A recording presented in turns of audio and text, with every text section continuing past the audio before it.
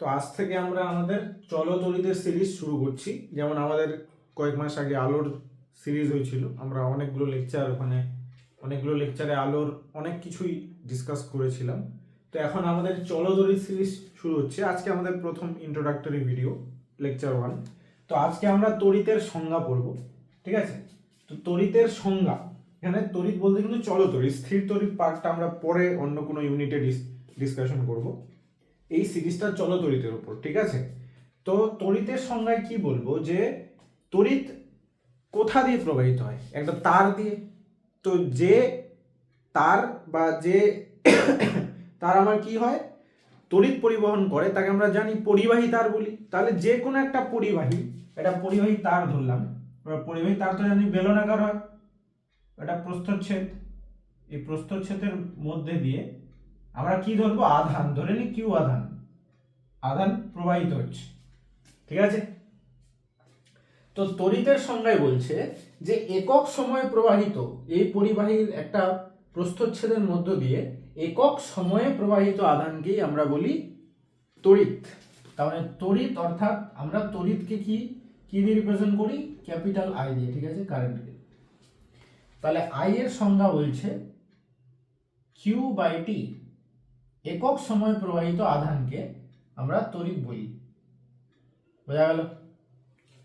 এবার একক সময় প্রবাহিত আধানকে তড়িৎ বলে। এবার আমরা অনেকে জানি বা ভবিষ্যতেও পড়ব যে এটা যদি তাৎক্ষণিক সময় হয়, মানে খুবই অল্প সময়ের জন্য, বা অ্যাট পার্টিকুলার কোনো সময়ে আমি জানতে চাইছি যে কত তড়িৎ প্রবাহিত হলো, মানে কিরকম, যেমন 5 সেকেন্ডে কত তড়িৎ প্রবাহিত হলো, আর আরেকটা হয় পঞ্চম সেকেন্ডে কত তড়িৎ প্রবাহিত হচ্ছে, ওই পঞ্চম সেকেন্ডেই, ওটাকে বলি আমরা তাৎক্ষণিক। তো সেই হিসাবে তখন আমরা কি লিখি, ডি, স্মল ডি দিয়ে রিপ্রেজেন্ট করি, ডি কিউ, আর টিটাকেও ডিটি। বোঝা গেল? এইটাও অনেক ক্ষেত্রে লেখা হয়, এটা হলো তাৎক্ষণিক ক্ষেত্রে, ঠিক আছে? তাৎক্ষণিক সময় বোঝাতে এটা ইউজ করা হয়, ঠিক আছে? এর অ্যাপ্লিকেশন আমাদের হায়ার ক্লাসে আছে, ওগুলো আমরা পরে বুঝবো, ঠিক আছে? তাহলে এটাই হলো তড়িতের সংজ্ঞা। আর তড়িতের কি একক কি? তড়িতের একক হলো অ্যাম্পিয়ার।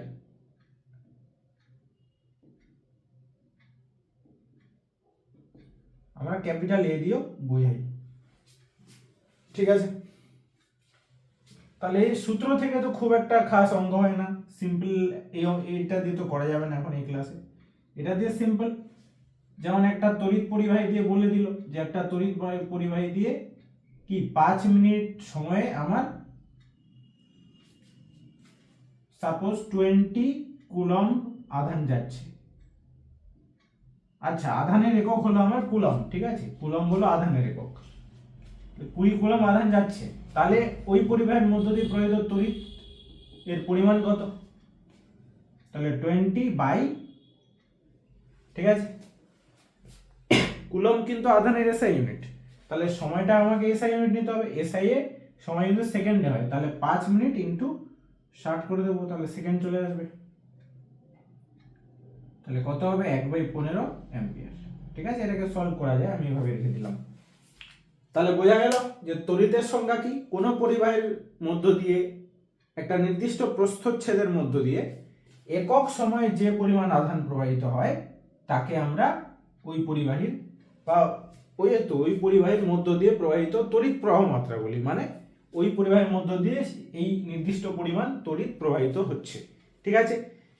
আচ্ছা, আধানের হিসাবটা পরে আছে, তবে একটা জিনিস বলে দিই, আমরা হয়তো অনেকে জানি যে তড়িৎ যে দিকে প্রবাহিত হয়, আমরা ধরে নিই যে তড়িৎ যে দিকে প্রবাহিত হয় তার জাস্ট ঠিক উল্টো দিকে কিন্তু ইলেকট্রনের প্রবাহ হয়।